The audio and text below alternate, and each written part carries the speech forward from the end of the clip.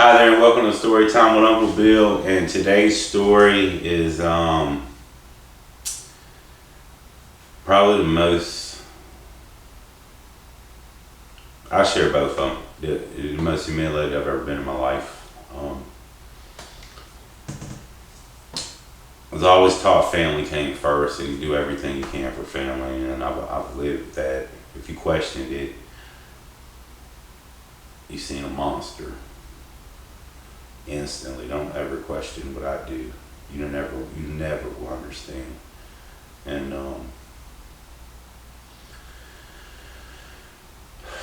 man, I was getting bullied left and right, and it wasn't by everybody, but it was by a few, and it just seemed like it was non-stop people. Because I'm from Pennsylvania, so when you go to the South, you're a Yankee. And I'm a Puerto Rican Pollock, so they call me Chicken Chowski or Wetback or Spick, and I didn't. My mama got me some gloves, I thought, but they were mittens, and they was like, "Oh, you're a pussy because you got mittens like a girl." I didn't know. My mama got me a nice red bicycle, and it had a banana seat. And now when I tell the story, people don't even know what the hell a banana seat is. But brand new bicycle, just picked on. Look at the faggot banana seat. Just non-stop people. My hair was funny. I had a big nose. We were poor.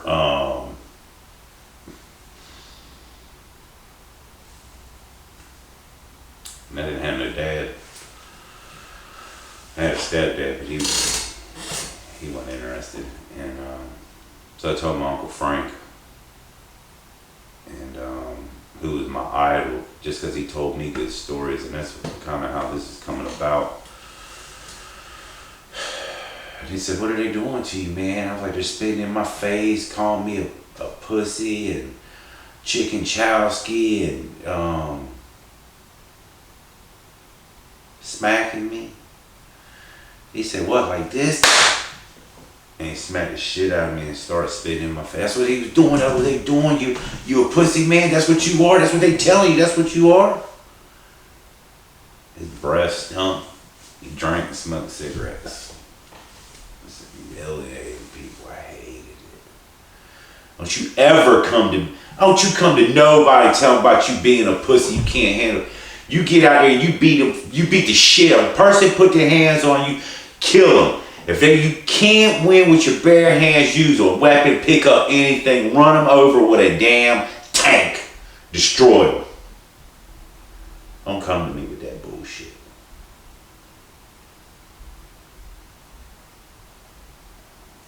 That was his warning, folks. It came with the bite too, but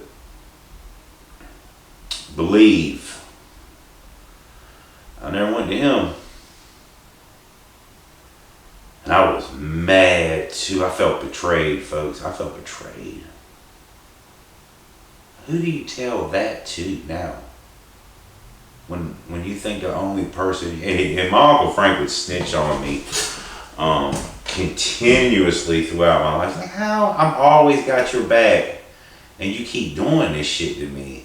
And it was just simply because he's my brother's sister, and would taught me you could just be honest, because nobody really gives a shit, and you shouldn't be able to do anything that you can't tell your mom anyway. And that's the way I live my life. If I beat your ass, I go run and tell my mom. In the middle of beating your ass, I call my mom to try to save your ass. Man, woman, or child, or animal, cross me. I'm telling you it's going to happen. As a man of my word, I think it's fair. It's going to happen. And so after that, listen, in a way, and that insight program, if you haven't heard me talk about that, that made me look inside. When I fight you after I've already gave you my, I'm fighting my Uncle Frank, because I never put my hands on him, but I wanted to. And for a long time after that, I could have easily wiped the dirt with earth with him. Walked the dog. He didn't stand a chance. He's just a little skinny man with a big anger, crazy ass problem. Wouldn't have mattered to me none. Easily to beat his ass, but I respected him as my uncle. Just like I do anybody in my family. But if he ever put his hands on me again, I would beat the goddamn shit out of him. You could bet every damn thing you've ever earned in your whole life on it. Excuse me. Thank God it never occurred and he's passed away, so I'm sorry you never get to meet him, but he was a really good guy. That lesson was tough, but it made me tougher, and that's part of who I am. So this story now, I was gonna kill this dude. I was in the back of the neighborhood, and I was in the creek catching crawdads and turtles. You could always catch some every day. Just put them back and you could catch them again. It was fun. It was what I did. It was how I escaped people. It's how I escape people now. And I'm not really even sure what happened. I got snatched up. And before I knew what was going on, they had tied me to this tree, this big tree, with this like rawhide, skinny rope and shit. I couldn't do anything. And once they tied me to it, they was spitting me, smacking me in my face and shit. And I knew all three of them. And two of them I was really surprised at. Because I thought they were older than me and shit. It's not like we hung out, but they had brothers that were my age. And I would have never expected this. I was gonna get them folks. They really didn't do it as so much, but they didn't do anything to stop it. And the dude whose yard I would end up being in, I didn't like this dude at all. He was a couple grades older than me and shit, but I something. But you know how some people, and when I was younger, there might have been quite a few people out there. There was always, I liked my friends, and that was it. And he wasn't one. He was never gonna be one. And but he's spitting and smacking. Chicken Chowski, Yankee ass, you ate shit. Why do you think you can just fight her? And it went on for a few minutes and shit. And then left me there. And then I didn't see nobody around. I wasn't thinking about screaming and shit. And but there was this nail. I seen this nail. I was trying to wiggle out, and it had cut my arm. And a screw, it was a screw. And I wiggled on it. I grabbed it and wiggled on it, and it popped. The line popped. And I did but it didn't free me. I had to do a couple of them, and then I shook the rope off. And I was gonna leave, but I was like, wait a minute. Nah, I'm staying.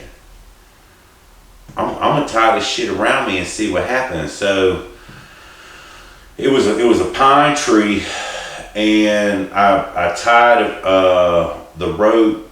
And if he would have looked, he would have seen that I wasn't secure anymore. But I tied the rope around that screw, and I wrapped it one time around. Well, it was wrapped around me a bunch, folks. One line from the screw over to here into a piece of pine bark, and just hook it to the bark if pine bark sticks off further, and there's crevices in there. So I just got this one string, but I got it going over a couple times. So all this excess ain't everywhere. And he come back by himself, talking shit. He laid down this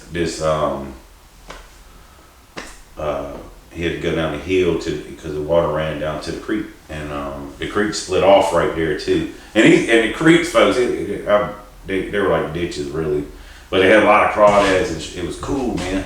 You really wouldn't expect to find stuff like in there, but you did. And but the street run off really, and but he came down the hill talking shit, and I mean right when he got in front of me, he was like, yeah, what now? I hit him.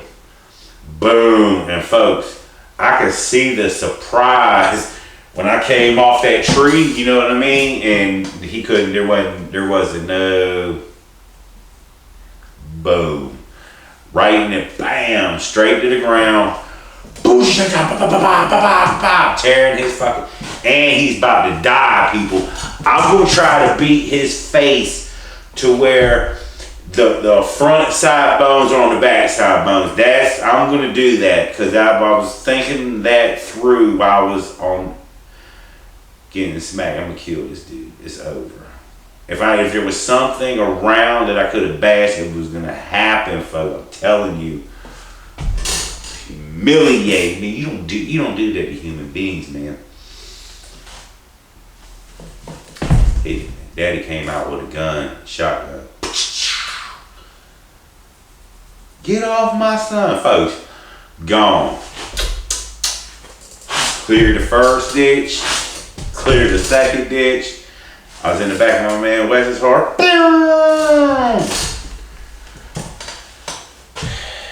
Absolutely nothing happened. Nothing. Nobody talked about it. Nobody said shit. Except those two dudes. They came and apologized. Just randomly, man. They was like, yo, that was kind of mad. They didn't even know about the fight. It just, I was planning. I was planning, people. I was planning. And then they just apologized. I was like, kind of messed up, man. You didn't deserve that. I needed to hear that too, because I needed to get locked up, man. I just was not.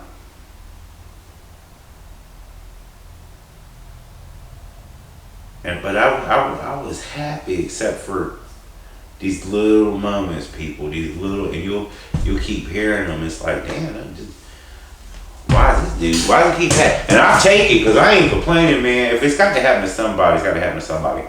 And I need to give a shout out to Eminem and D12. The fight song, people. That wasn't out when I was fighting, and I didn't even.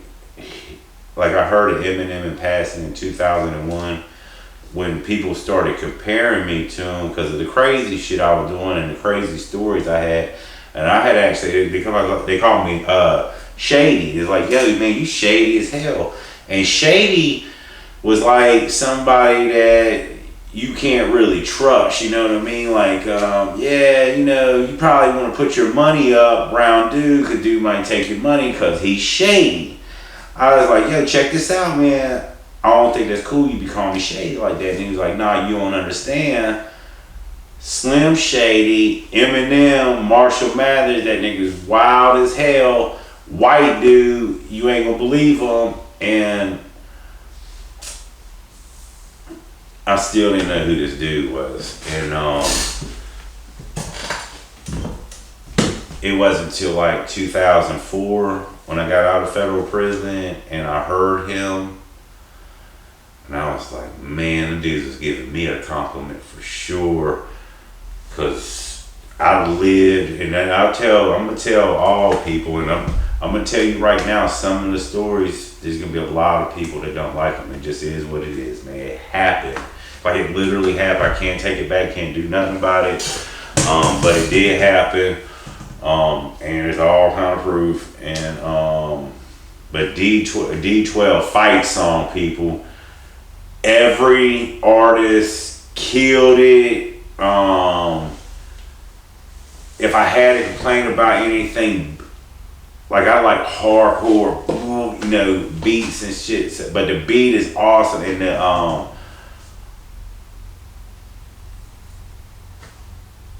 it's not for everybody. Especially Bizarre. You're wild dude, Bizarre. You're a wild dude. You're a wild dude. Check it out, fight song. If you never heard it before, if you into fighting, if gangster, man, it's my Eminem. Shout out, brother, man.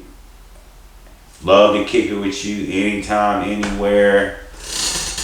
I'm really nobody doing nothing. So that's the story for today. I hope you like it, and if so, hit the like button, share, and subscribe. Got plenty more stories to come. Till then, man, y'all be safe, be good.